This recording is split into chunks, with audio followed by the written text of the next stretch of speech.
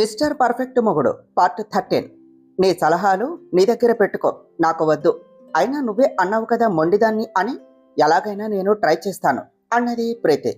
ఇప్పుడు నువ్వు దూరంగా ఉన్నావు కదా, ఇప్పుడు ఏం చేస్తావు అన్నాడు సిద్ధు. ఇంకో 2 వారాల్లో నీ హ్యాండు లెగ్గు సెట్ అవుతుంది అని అన్నారు. అప్పుడు ఇద్దరం కలిసి ఇండియా వెళతాం అన్నది ప్రీతి. అవును వెళతాం, అయితే అని అడిగాడు సిద్ధు. అప్పుడు నేను నా కృష్ణని నా సొంతం చేసుకుంటాను అని చెప్పింది ప్రీతి. అది ఎలా? తనకు ఆల్రెడీ పెళ్లి అయింది కదా, మరి నువ్వెలా తన లైఫ్లోనికి వెళతావు అన్నాడు సిద్ధు. ఏదో ఒకటి చేసి వెళతాను. నాది అనుకున్న తర్వాత వెనుక అడుగు వేసే ప్రసక్తి లేదు. అప్పుడు నాకు నీ హెల్ప్ అవసరం అయితే తప్పకుండా చేయాలి, లేదు అంటే చంపేస్తాను అని 2 చేతులు సిద్ధు మెడ దగ్గరకు తెచ్చింది ప్రీతి కోపంగా.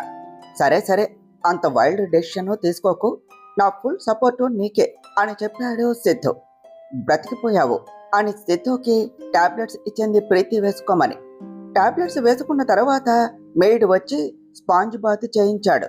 నేను మళ్ళీ వస్తాను అని చెప్పి వెళ్ళిపోయింది ప్రీతి. ప్రీతి గురించి ఆలోచిస్తూ అలానే ఉండిపోయాడు సిద్ధు. సిద్ధు అమ్మాయిలతో 1 నైట్ డేటింగ్ వరకే కానీ ఏ అమ్మాయిని ప్రేమించలేదు. కానీ ప్రీతి కోసం ఏమైనా చేసేంత ఇష్టం ఉన్నది తన మీద, అది కూడా కేవలం బెస్ట్ ఫ్రెండ్లా మాత్రమే.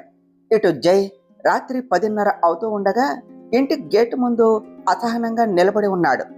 ఫోన్ తీసుకొని మాటిమాటికి కాల్ చేస్తూ ఉన్నాడు లోనికి వెళ్లకుండా.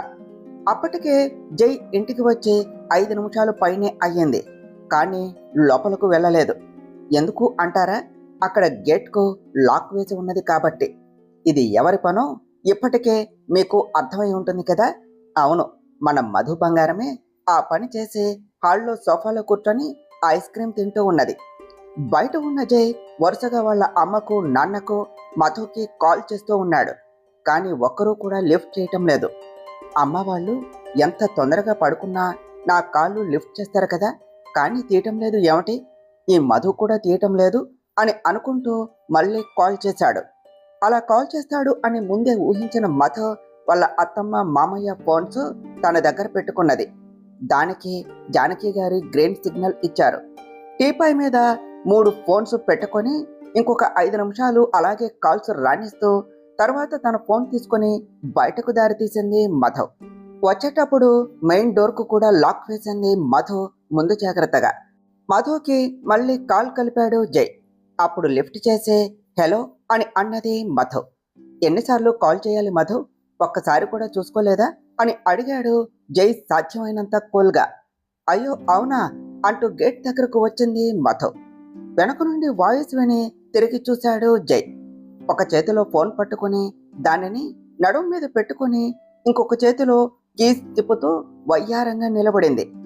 ఏమిటి మధు ఇది, నేను ఇంకా ఇంటికి రాలేదు అని నీకు తెలుసు కదా, మరి గేట్కి లాక్ ఎందుకు వేశారు?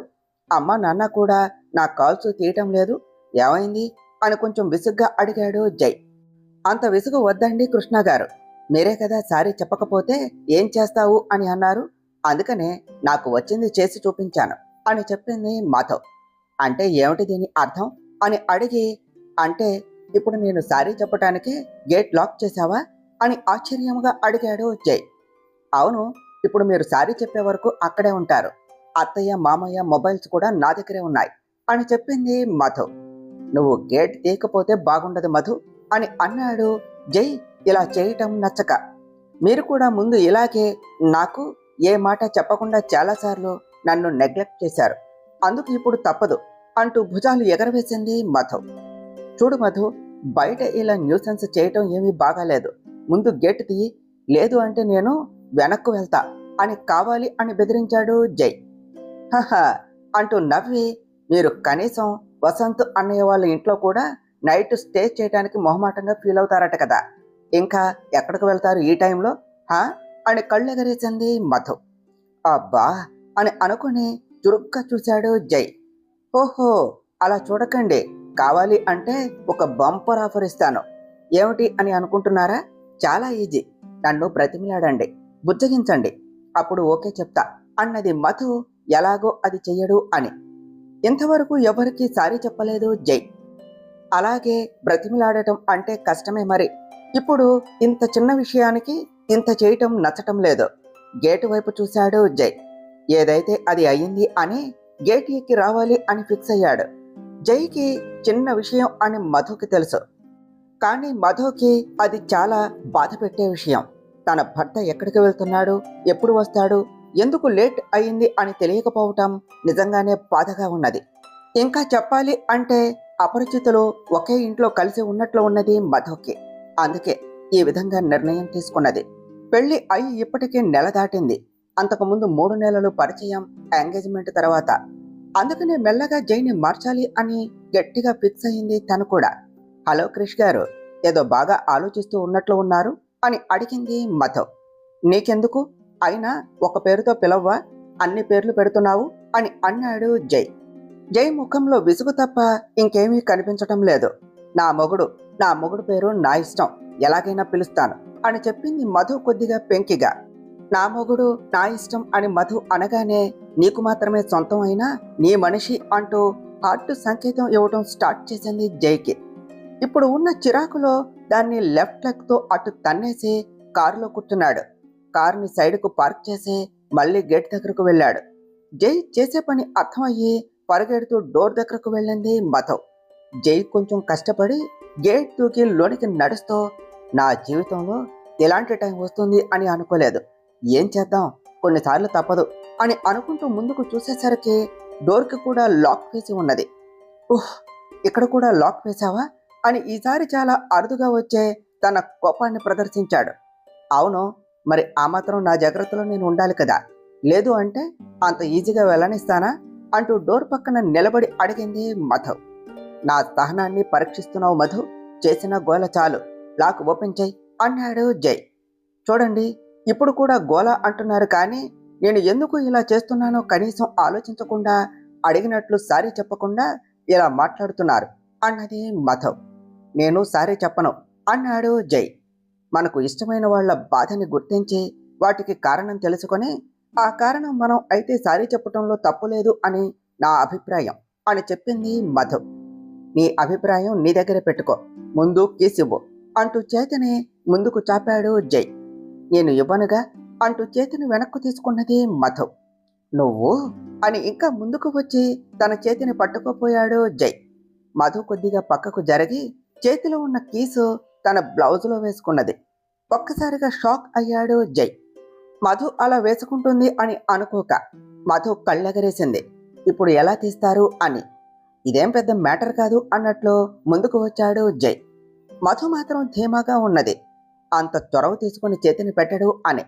ఇందాక మధు జస్ట్ బ్లౌజ్ కి సైడ్ షోల్డర్ పక్కన మాత్రమే కీస్ పెట్టడంతో క్షణం కూడా ఆలస్యం చేయకుండా తన కుడి బ్లౌజ్ కు దగ్గరగా పెట్టి చేతివేళ్లతో కీస్ తీసేశాడు జై.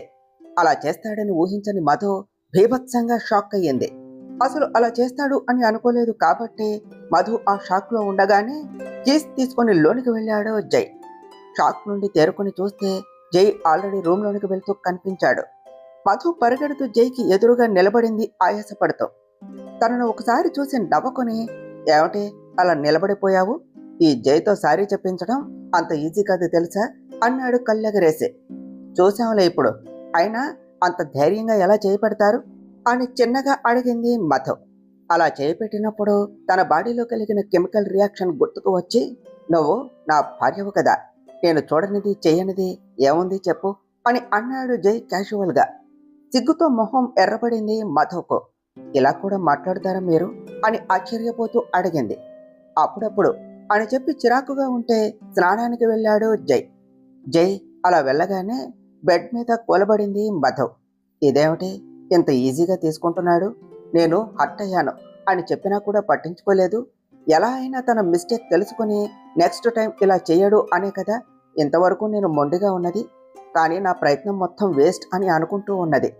స్నానానికి వెళ్ళిన జై ఇందాక జరిగినది ఆలోచిస్తూ ఉన్నాడు. మధు అలా లాక్ చేయటం వలన కోపం వచ్చినా కూడా ఇలా తనతో తగువులు ఆడటం బాగుంది అని అనిపించినా దానిని అహం అనేది ఒప్పుకోలేదు. ఇందాక కీస్ కోసం చేయి పెట్టినప్పుడు ఒక్క క్షణం బాడీ మైండ్ రెస్పాండ్ అయ్యాయి. ఏదో పెళ్లి చేసుకున్నాడు, అమ్మాయి బాగుంది అని చేసుకున్నాడు, కానీ ఏ రోజు ఇలా బాండింగ్ గురించి, కనెక్షన్ గురించి ఆలోచించలేదు. వైఫ్కు చెప్పడం కనీస బాధ్యత అని మధు చెప్పటం గుర్తుకు వచ్చి, అవును నిజమే కదా, ఎక్కడికి వెళ్తున్నది, ఏం చేస్తున్నది చెప్పమని అడగలేదు కదా, ఇంటికి రావటం లేట్ అయితే ఇన్ఫర్మేషన్ ఇవ్వమన్నది, అమ్మ కూడా ఇలాగే అడిగేది. సో ఇక నుండి మధుకి ఒక మెసేజ్ చేస్తే ఏ ప్రాబ్లం లేకుండా ఉంటుంది అని అనుకుని టవల్ కట్టుకుని బయటకు వచ్చాడు జై. బెడ్ మీద అలానే పడుకుని ఆలోచిస్తూ ఉన్నది మధు. తనను కదిలించకుండా వెళ్ళి బట్టలు వేసుకుని వచ్చి బెడ్ మీద కూర్చొని ల్యాప్టాప్ చేతిలోనికి తీసుకున్నాడు. ల్యాప్టాప్ ఆన్ అయిన సౌండ్కి తల తిప్పి చూసింది మధు. కొద్దిసేపు ల్యాప్టాప్లో చూసి మళ్ళీ మొబైల్ ఓపెన్ చేశాడు. తర్వాత ఒక 10 నిమిషాలు దానితో స్పెండ్ చేసి వచ్చి బెడ్ మీద పడుకున్నాడు. అయినా కూడా మధు అలానే చూస్తూ ఉన్నది జై వైపు. లేట్ నైట్ పడుకునే అలవాటు లేదు జైకి. కానీ ఏదేమైనా బయట ప్రోగ్రాం ఉన్నప్పుడు, ఎక్కడికైనా వెళ్ళినప్పుడు తప్పదు. బెడ్ మీద పడిన వెంటనే నిద్రపోయేవాడే, కానీ ఇందాక బాడీలో వచ్చిన రియాక్షన్కు లైట్ ఆఫ్ చేసి మధు మీద చేయి వేశాడు. ఈసారి అడ్డు చెప్పాలి అని అనుకోలేదు మధు. 1 గంట తరువాత మధును వదిలి అటు పక్కకు తిరిగి పడుకున్నాడు. పెళ్ళైన నెలకే మారడం కష్టం, టైం పడుతుంది అని మెదడు చెప్తూ ఉన్నా కూడా ఆడపిల్ల మనసు ఎప్పుడూ భర్త ప్రేమగా తనని దగ్గరకు తీసుకోవాలి అని ఆరాటపడుతూ ఉంటుంది. కాబట్టి ఆ మనసు నేను తనని మార్చగలనా అనే సందిగ్ధంలో పడింది. దానికి గుర్తుగా కంటి నుండి ఒక నీటి చుక్క బయటకు వచ్చి చెవి పక్క నుండి దిండులోనికి వెళ్ళి ఇంకిపోయింది. ఆ ఆలోచనలతో ఎప్పటికో నిద్రపోయింది. ఆ నిద్ర కూడా కలత నిద్రే పట్టింది.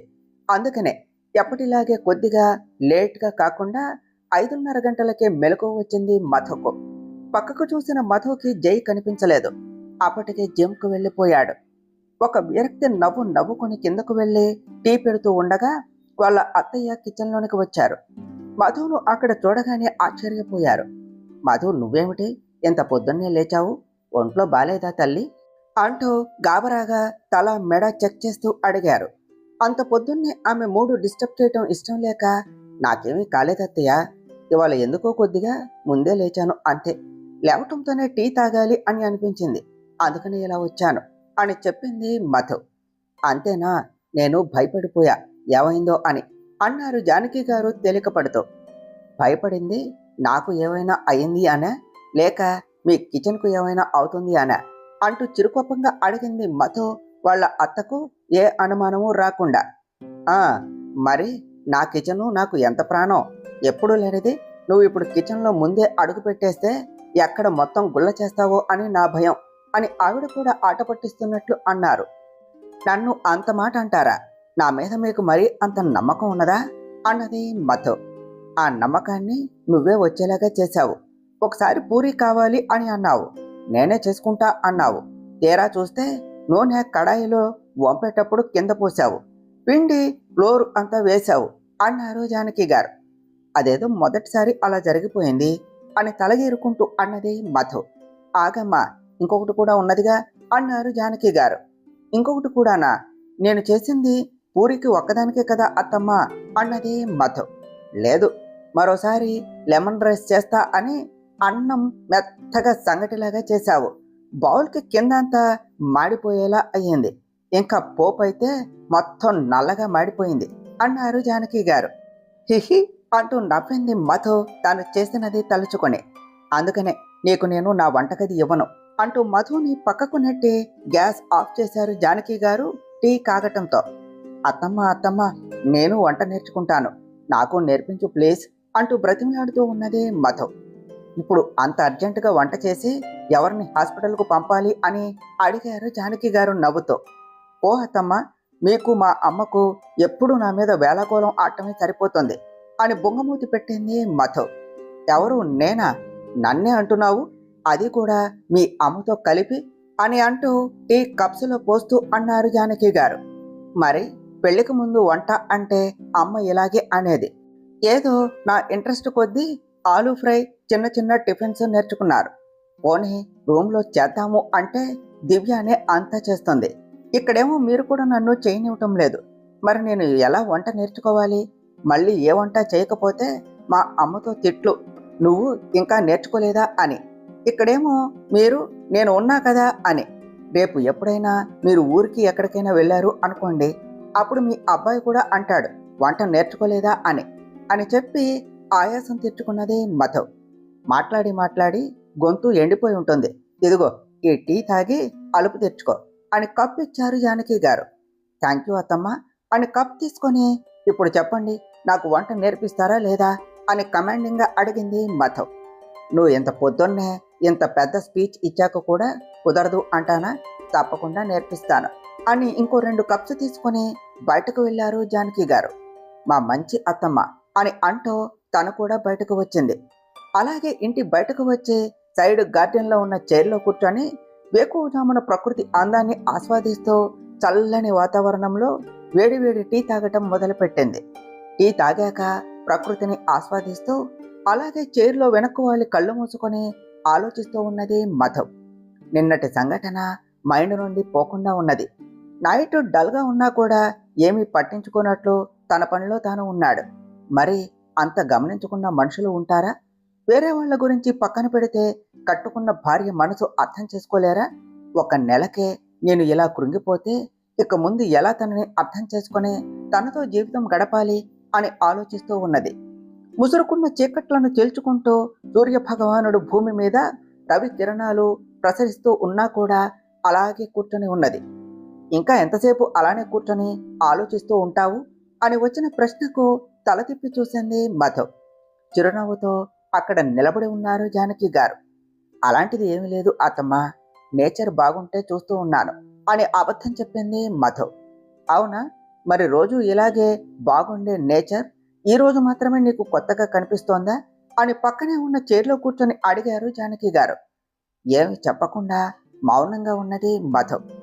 ఏదైనా ఒక పని చేస్తే ఆ పనిలో ఏం జరిగిందో మొత్తం చెప్పే నా కోడలి పిల్ల రాత్రి ఏం జరిగిందో ఒక్క మాట కూడా చెప్పలేదు ఎందుకో అన్నారు జానకి గారు. అంతగా చెప్పడానికి ఏమీ లేదు అత్తమ్మ, ఆయన సారీ చెప్పారు అని చెప్పింది టీ కప్ని చూస్తూ. ఏది అదేదో నా ముఖం చూసి నవ్వుతూ చెప్పు, ఇంత గొప్ప విషయాన్ని ఇలా చెప్తారా అని తన గడ్డం పట్టుకొని అడిగారు జానకి గారు. కళ్ళల్లో నీళ్లతో తల పైకి ఎత్తింది మధు. చచ్చ, చిన్నపిల్లలా ఇలా కన్నీళ్లు పెట్టుకోవచ్చా? ఏదైనా సమస్య వస్తే నేను లేనా నీకు చెప్పుకోవటానికి? ఏం మీ అమ్మలా చూసుకోవటం లేదా అను మధు చేయి పట్టుకొని లాలనగా అడిగారు జానకి గారు. అయినా కూడా మధు సైలెంట్గా ఉన్నది. ఎంత కోడల్ని కూతురులాగా చూస్తూ ఉన్నా కూడా కొడుకు అంటే కొద్దిగా ఎక్కువ ప్రేమే ఉంటుంది. ప్రతిదీ కంప్లైంట్లో చెప్పటం నచ్చటం లేదు మధుకి. నేను మరో విధంగా ఏమీ అనుకోను, నువ్వు నిర్భయంగా చెప్పవచ్చు అని అన్నారు జానకి గారు. మధు మనసులో మాట తెలిసినట్లు. మధు కొద్దిసేపు తటపటాయించి నైట్ ఏం జరిగిందో చెప్పింది. ఒక్క బెడ్రూమ్ మ్యాటర్ తప్ప. నీకు జై మీద కోపం రాలేదా అన్నారు జానకి గారు. వచ్చింది అత్తయ్య, అందుకేగా అంతసేపు అలా చేసింది. కానీ ఏం లాభం, నన్ను అస్సలు పట్టించుకోలేదు అన్నది మధు. నీ మీద కోపం చూపించాడా అని మృదువుగా అడిగారు జానకి గారు. లేదు, కానీ చాలా విసుక్కున్నాడు. అసలు అది పెద్ద మ్యాటర్ కాదు అన్నట్లు ఉన్నారు. ఇంకొకసారి చెప్పకుండా వెళ్ళను అని కూడా అనలేదు అన్నది మధు. ఇలా మారడానికి ఒక రకంగా మేమే కారణం మధు అని కొంచెం బాధగా అన్నారు జానకి గారు.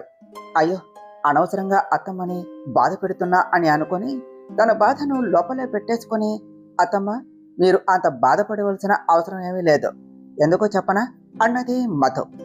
ఎందుకు అన్నట్లు చూశారు ఆవిడ. మీ కొడుకు ఎలా ఉన్నా నేను మార్చుకుంటాను, అంత ఈజీగా వదిలే ప్రసక్తే లేదు అని నవ్వుతూ అన్నది మధు. జానకి గారు కూడా చిన్నగా నవ్వుతూ, నేను మీ అమ్మను కాకపోవచ్చు, కానీ నిన్ను అర్థం చేసుకోవటంలో మాత్రం పొరపాటు పడనరా? నా కోసం నీ బాధను పక్కన పెడుతున్నావా అని అడిగారు.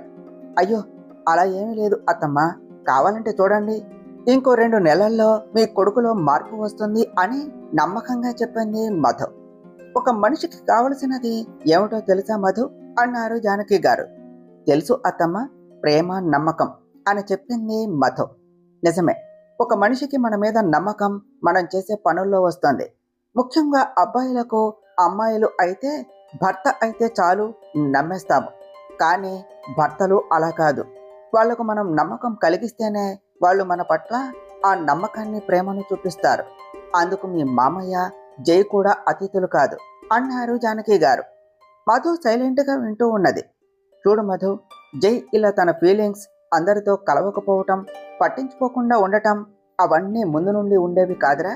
కాకపోతే మా వల్ల అలా అయినా వాడి లైఫ్లోనికి కరెక్ట్ పర్సన్ ఇంతవరకు రాలేదు అంతే అన్నారు జానకి గారు. అతమ్మ, నాకు తెలుసు కదా ఎందుకు సంజాయిషి ఇస్తున్నారు అని అంటూ ఉన్న మధుని అడ్డుకొని, నేను ఒక విషయం చెప్తాను విను మధు. మీ మామయ్య బయట ఇంత గంభీరంగా ఉంటారు కదా అని అన్నారు జానకి గారు. అవును అన్నట్లు తల ఊపింది మధు. కానీ ఆయన గది బయట వరకే అలా ఉంటారు. గది లోపల చిన్నపిల్లవాడిలాగా మారిపోతారు. అలగటం, లాలించటం, బుజ్జగించటం కొందరు బయటకు చూపించడానికి ఇష్టపడరు మీ మామయ్యలాగా. అలాగే జై కూడా అని అనుకో. కొంతమంది మెల్లిగా అర్థం చేసుకుని మారుతారు. కొంచెం ఓపిక పట్టు. మనుషుల గురించి ఆలోచించడు, కానీ పట్టించుకోకుండా మాత్రం ఉండడు. కాకపోతే మనమే కొంచెం పుష్ చేయాలి అని చెప్పారు జానకి గారు. మధు సరే అన్నట్లు తల ఊపి సైలెంట్గా ఉన్నది. పద, మళ్ళీ వాడు ఆఫీస్కు వెళ్ళాలి, టిఫిన్ చేయాలి కదా, అందులోనూ నీకు వంట నేర్పమని చెప్పావు కదా, పద అంటూ మధుని తీసుకొని వెళ్ళిపోయారు జానకి గారు. వాళ్లకు తెలియని విషయం ఏమిటి అంటే, అటుగా వచ్చిన శేఖర్ గారు జిమ్ అయిపోయాక చల్లగాలికి గార్డెన్ బయటకు వచ్చిన జై ఇద్దరు విన్నారు. శేఖర్ గారిని జానకి గారు చూశారు, కానీ ఆయన ఎలాగో రాత్రి అడుగుతారు అని ఏమీ తెలియనట్లే ఉన్నారు. జైకి వాళ్ళు కూర్చున్న ప్లేస్కి చెట్టు అడ్డు ఉండటంతో జై విన్నట్లు ఎవ్వరికీ తెలియదు. జానకి గారు జై ఫీలింగ్స్ అని చెప్తున్నప్పుడు వచ్చాడు. తన పేరు వినటంతో అక్కడే ఆగి వింటూ ఉన్నాడు. ఆ మాటలు విన్న జై సైలెంట్గా తన రూమ్కు వెళ్ళిపోయాడు. త్వరగా స్నానం చేసి రెడీ అయ్యి కిందకు వచ్చాడు. ఈ మధ్యలో మధు ఒక్కసారి కూడా పైకి రాలేదు. అర్జెంట్ మీటింగ్ ఉన్నది అని 8 అవుతూ ఉండగా కిందకు వచ్చాడు జై. అమ్మ, టిఫిన్ పెట్టు తొందరగా అంటూ వచ్చి డైనింగ్ టేబుల్ దగ్గర చైర్లో కూర్చుంటూ అడిగాడు. అప్పుడేనా, ఇవాళ ఏమిటి ఇంత తొందరగా అంటూ బయటకు వచ్చారు జానకి గారు. మీటింగ్ ఉన్నదమ్మా, రాత్రి చెప్పడానికి కుదరలేదు అన్నాడు జై. ఓహో, మరి మధు నాకు చెప్పలేదే ఈ విషయం, అంటే తనతో చెప్పే టైం కూడా కుదరలేదా అన్నారు జానకి గారు. అసలు అంత ఛాన్స్ ఎక్కడిచ్చింది మధు, రాత్రి ఏం జరిగిందో తెలుసుగా అని అన్నాడు జై. ఎలాగో మధు చెప్పి ఉంటుంది అని. నాకేమీ చెప్పలేదే అని అక్కడే టేబుల్ దగ్గర జానకి గారు కూర్చోగా మధు వచ్చి ప్లేట్లో దోశ వేసింది. ఒక్కసారి మధు వంక చూశాడు. ముఖం నార్మల్గా ఉన్నా తనని చూడకుండా వెళ్ళిపోయింది. ఇదేమిటి, నన్ను చూడలేదు అని అనుకున్నాడు జై. మళ్ళీ అంతలోనే నాకెందుకు అని టిఫిన్ తినటం స్టార్ట్ చేశాడు. జానకి గారు మళ్ళీ అడగటంతో మర్చిపోయానమ్మా, అంతే, ఇంకేమీ లేదులే అని ఆ టాపిక్ అక్కడితో కట్ చేశాడు జై. రాత్రి జరిగిన దాని గురించి ఏమైనా చెప్తాడేమో అని అనుకున్న ఆవిడకు నిరాశే ఎదురయ్యింది. మధు వచ్చి ఇంకొక దోశ వేసింది ప్లేట్లో. ఇక చాలు అన్నట్లు చేయి చూపించి అది కూడా తిని ఆఫీస్కు బయలుదేరుతూ మధు వంక చూశాడు జై. జై తిన్న ప్లేటు తీస్తూ ఉన్న మధు అతనిని గమనించలేదు. అప్పటికే కిచెన్లో ఉన్న జానకి గారిని పిలిచి బాయ్ చెప్పాడు. మధు లోపలే ఉండటంతో మధును పిలవలేదు జై. అలాగే ఆఫీస్కు వెళ్ళిపోయాడు. మధు కూడా నైట్ జరిగిన దాంట్లో మూడ్ ఆఫ్గా ఉండటంతో అదే ఆలోచిస్తూ ఏమీ పట్టించుకోలేదు. దోశ తనకు కూడా వేసుకొని టేబుల్ మీద కూర్చొని తింటూ ఉన్నది. జానకి గారు వచ్చి తల మీద చిన్నగా మొట్టారు. ఆలోచనలో నుండి బయటకు వచ్చిన మధు, ఏమిటి అత్తమ్మా అని అడిగింది. మళ్ళీ దాని గురించే ఆలోచిస్తూ, అసలు ఏమి చేస్తున్నావో తెలుస్తుందా నీకు అని అడిగారు జానకి గారు. ఏమైంది అని అయోమయంగా అడిగింది మధు. జై ఆఫీస్కు వెళ్ళేటప్పుడు బయటకు వెళ్ళలేదు, ఇప్పుడేమో టేబుల్ మీద కూర్చొని ఉత్త దోశ తింటూ ఉన్నావు అన్నారు జానకి గారు. అప్పుడు తనను ప్లేట్ను చూసుకొని గబుక్కున టేబుల్ దిగింది మధు. అనవసరం అయిన ఆలోచనలు మాని తొందరగా తిని ఆఫీస్కు వెళ్ళు, ఇప్పటికే లేట్ అయింది అని అన్నారు జానకి గారు. అప్పుడు టైం చూస్తే 8:30 అవటంతో అమ్మో అని అనుకుని గబగబా తిని రూమ్కు వెళ్ళింది. అరగంటలో రెడీ అయ్యి ఆఫీస్కు స్టార్ట్ అయ్యింది Madhu. May I comment sir అని వినిపించి ఏదో ఆలోచనలో ఉన్న జై కమెంట్ అని అన్నాడు. గుడ్ మార్నింగ్ సార్ అన్నదానికి తల పైకెత్తి చూస్తే అక్కడ వసంత్ కూర్చుని ఉన్నాడు. 2-3 సార్లు పిలిచినా పలకకుండా ఏం ఆలోచిస్తున్నావు? ఇందాక డోర్ ఓపెన్ చేయడానికి ముందు ఇంకా నువ్వు పలకకపోయేసరికి బిజీగా ఉన్నావేమో అని మళ్ళీ వెనక్కు వెళ్ళాను. మీ మేనేజర్ కనిపించి ఫ్రీగా ఉన్నావు అని చెప్తే మళ్ళీ వచ్చి పిలిచాను. ఇంతకీ ఏమిటి సంగతి, ఇంత పరధ్యానంగా ఉన్నావు అని అడిగాడు వసంత్. దానితో జై దీర్ఘంగా నెట్టూర్చి పొద్దున జరిగిన కన్వర్సేషన్ మొత్తం వసంత్కు చెప్పాడు. అందులో అంతగా ఆలోచించవలసినది ఏమున్నది అని అయోమయంగా అడిగాడు వసంత్. ఇప్పుడు ఏం తక్కువైంది అని వాళ్ళు నా గురించి అంతలా డిస్కషన్ పెట్టారో అర్థం కావటం లేదు అని అన్నాడు జై నుదురు రుద్దుకుంటూ. ఇప్పుడు నువ్వు అడిగిన ప్రశ్న నాకు అర్థం కావటం లేదు, కొంచెం క్లియర్గా చెప్పు అని అన్నాడు వసంత్. నా ఫీలింగ్స్ చెప్పటం లేదు అని నేను పట్టించుకోనట్లు, నాన్న అమ్మని బాగా చూస్తూ ఉన్నట్లు, నేను ఆయనలాగే అన్నట్లు మాట్లాడుతున్నారు. నా ఫీలింగ్స్ గురించి ఏమున్నది, నేను ఏం పట్టించుకోవటం లేదు వాళ్ళను, అదే ఆలోచిస్తున్నా ఇందాకటి నుంచి అని చెప్పాడు జై. ఆంటీ ఉద్దేశం నువ్వు పట్టించుకోవట్లేదు అని కాదు, ఇవన్నీ కొత్త కాబట్టి మెల్లిగా అలవాటు పడతాడు అని చెప్తున్నారు అన్నాడు వసంత్. లేదు వసంత్, నేను విన్నాను, నన్ను ఏదో మార్చాలి అని, నేను మారిపోవాలి అని ఏదేదో అంటున్నారు. అరే, ఒక మనిషి ఎలా ఉంటాడో అలా ఉండనివ్వర్రా అన్నాడు జై. నిన్ను మారమని చెప్పారా అన్నాడు వసంత్. అదేగా దాని అర్థం అన్నాడు జై. నువ్వు తప్పుగా అర్థం చేసుకుంటున్నావు జై, నువ్వు ఎవరితో మెలగవు, ఇంకొకరి గురించి ఆలోచించవు, అందుకనే అలా అని ఉంటారు. సరే ఒకటి చెప్పు, నువ్వు మధుని పట్టించుకుంటున్నావా అని అడిగాడు వసంత్. అవును, అదేం ప్రశ్న అన్నాడు జై. అలా కాదు జై, తన గురించి నీకు తెలుసా, ఏం చేస్తోంది, ఎలా ఉంటుంది అని అన్నాడు వసంత్. రోజు చూస్తూనే ఉన్నాం కదా, మళ్ళీ పట్టించుకోవటం ఏమిటి? నిన్న మధు కూడా ఇలాగే నా మైండ్ తిన్నది, చెప్పలేదు చెప్పాలి అని అన్నాడు జై. ఏమైంది అని వసంత్ అడగటంతో రాత్రి జరిగినది కూడా చెప్పాడు జై. ఒక్క నిమిషం మౌనంగా ఉన్న వసంత్ తర్వాత నోరు తెరిచాడు. చూడు జై, నాకు తెలిసినంత వరకు ఏ అమ్మాయి అయినా తన భర్త మొదటి ఆప్షన్ తానే ఉండాలి అని అనుకుంటుంది. అది కూడా నీకు పెళ్ళయి కేవలం నెల రోజులు అంతే. నువ్వు తనతో టైం స్పెండ్ చేయకుండా, తనకు కనీసం ఎప్పుడు ఇంటికి వస్తావో కూడా చెప్పకుండా ఉంటే తనకు ఎంత బాధ ఉంటుంది అన్నాడు వసంత్. నేను అందుకనే అనుకున్నాను, నెక్స్ట్ టైం నుండి లేట్ అయితే చెప్దాము అని అన్నాడు జై. అనుకున్నావా అంటే తనకు డైరెక్ట్గా చెప్పలేదా అన్నాడు వసంత్. లేదు అని తల ఊపాడు జై. తల మీద అయ్యో అని కొట్టుకున్నాడు వసంత్. చూడు జై, నువ్వు ముందు తనకు కాల్ చేసి నెక్స్ట్ టైం లేట్ అయినప్పుడు ఖచ్చితంగా చెప్తాను అని చెప్పు, అలాగే తనతో టైం స్పెండ్ చేయడానికి ట్రై చెయ్యి అని చెప్పాడు వసంత్. అలాగే అన్నట్లు తల ఊపి ఊరుకున్నాడు జై ఏమీ అనకుండా. తర్వాత ఏదో మాట్లాడుతూ ఉంటే కాల్ వచ్చింది వసంత్కు.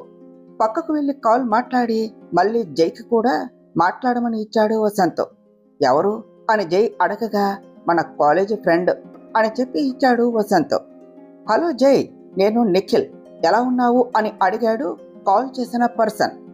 హాయ్ నిఖిల్, ఐఎమ్ గుడ్, నువ్వు ఎలా ఉన్నావు అన్నాడు జై. నేను సూపరు, నాకు పెళ్లి కుదిరింది, అందుకనే పిలవటానికి కాల్ చేశాను. Next Friday marriage, next day reception, నువ్వు నీ వైఫ్ తప్పకుండా రావాలి అన్నాడు నిఖిల్. ఓహ్ కంగ్రాట్స్, తప్పకుండా వస్తాను అని చెప్పి మాట్లాడి కాల్ పెట్టేశాడు జై. సో ఎల్లుండి రెడీగా ఉండవు, అందరం కలిసి వెళదాం పెళ్ళికి అన్నాడు వసంత్. నోరా, రిసెప్షన్కు వెళదాం, ఆ రోజు నాకు వేరే మీటింగ్ ఉన్నది అన్నాడు జై. సరే, సిస్టర్కు ముందే చెప్పు ఈ ఫంక్షన్ గురించి, అలాగే నిన్నటి దానికి కూడా సారీ చెప్పు అన్నాడు వసంత్ గుర్తు చేస్తున్నట్లు. ఓకే ఓకే అని ల్యాప్టాప్ తీశాడు జై, ఇక మాట్లాడేదేమీ లేనట్లు. అది అర్థమయ్యి నువ్వు మారవరా ద్రోహి అని గట్టిగా అని అక్కడి నుండి వెళ్ళిపోయాడు వసంత్. తన మాటలు అస్సలు పట్టించుకోనట్లు తన చేతి వేళ్లను కీబోర్డు మీద ఆడిస్తూ పని చేసుకోసాగాడు జై. మధు, ఈ ఫైల్ తీసుకుని వెళ్ళి మేనేజర్కు ఇస్తే మన పని అయిపోతుంది అని వేళ్లు విరుచుకుంటూ ఫైల్ పక్కన పెడుతూ అన్నది దివ్య. చూపు స్క్రీన్ మీద ఉన్న మనిషి ఆలోచనలు ఎక్కడో ఉండటం వల్ల దివ్య మాటలు వినలేదు మధు. ఈవినింగ్ నాతో వస్తున్నావా అని మధు వైపు చూడకుండా సిస్టమ్ లాగౌట్ చేస్తూ అడిగింది దివ్య. అయినా కూడా ఏ సమాధానం రాకపోవటంతో తల తిప్పి మధుని చూసింది. హే మధు అని తనను కదపటంతో తేరుకుని ఏమిటి అని అడిగింది మధు. ఎక్కడున్నావు, అంత పరధ్యానంగా ఆలోచిస్తున్నావు, పిలుస్తున్నా కూడా పలక్కుండా అని అడిగింది దివ్య. సరే అది వదిలే, ఎందుకు పిలిచావు అని అడిగింది మధు. అందరూ వెళ్ళిపోయారు, నువ్వు నేనే ఉన్నాము, వెళదామా లేక ఇక్కడే ఉండి ఆఫీస్కు గోర్ఖా పని చేద్దామా అని కోపంగా అడిగింది దివ్య. అంత గుస్సా వదిలే, పద వెళదాం అని లేచింది మధు. ఈరోజు నీ మైండ్ ఎక్కడ పెట్టావు అసలు? సిస్టమ్ లాగౌట్ చేయకుండా వెళ్తావా అని కసిరి, నువ్వు ఆ పని చూసి అన్ని సర్ది రెడీగా ఉండవు, నేను ఫైల్ మేనేజర్ దగ్గర ఇచ్చి వస్తాను అని వెళ్ళింది దివ్య. దివ్య వచ్చేసరికి అన్ని సర్ది స్కూటీ కీస్తో రెడీగా ఉన్నది మధు. ఇవాళ నాతో వస్తాను అన్నావు, గుర్తు ఉన్నదా తమరకు? లేదు అంటే అది కూడా మర్చిపోయావా అని అడిగింది దివ్య. దేనికి అని దివ్యను చూసి తను గుర్రుగా చూడటంతో నాలుక ఖర్చుకున్నది మధు. మర్చిపో, అన్నీ మర్చిపో, పోయి ఆ మూసి నదిలో దూకేశాయి అని చిరుబురులాడుతూ కిందకు వెళ్ళింది దివ్య. అయ్యో మర్చిపోయాను, ఈరోజు తనతో వచ్చి ఆ ఫాలో అయ్యేవాడిని చూస్తాను అని చెప్పాను కదా అని అనుకుని గబగబా మధు కూడా కిందకు వెళ్ళింది తన బ్యాగ్ తీసుకొని. అప్పటికే దివ్య స్కూటీ స్టార్ట్ చేయటంతో, ఆగవే దివ్య, ఆగు అని తన హ్యాండిల్ మీద చేతులు వేసి ఆయాసం తెచ్చుకున్నది మధు. అప్పటికే కోపంగా చూస్తూ ఉన్న దివ్యాను చూసి, మర్చిపోయానే, సో సారీ అని చెవులు పట్టుకొని అడిగింది మధు. ఇక్కడ కాదు కానీ పద, స్కూటీ తీసి ఇంటికి నడవు, అక్కడ మాట్లాడుకుందాం అని అన్నది దివ్య. సరే అని తన స్కూటీ ఎక్కింది మధు. ఇద్దరు బయటకు వచ్చేసరికి ఆ బైక్ అతను ఆల్రెడీ వెయిట్ చేస్తూ ఉన్నాడు. దివ్య కళ్ళతోనే మధుకు చూపించింది. మధు ఒకసారి తీక్షణంగా అటు చూసింది. ఆ బైక్, ఆ పర్సనాలిటీ చూసి, నో డౌట్ ఈ కటౌట్ ఎక్కడో చూశాను అని అనుకుని దివ్యతో వెళ్ళింది మధు. దివ్యకు డౌట్ రాకుండా ఫాలో చేస్తూ ఉన్న అతను మధు కూడా దివ్యతో వెళ్ళటంతో బండి వెనక్కు తిప్పి వేరే రూట్లో వెళ్ళిపోయాడు.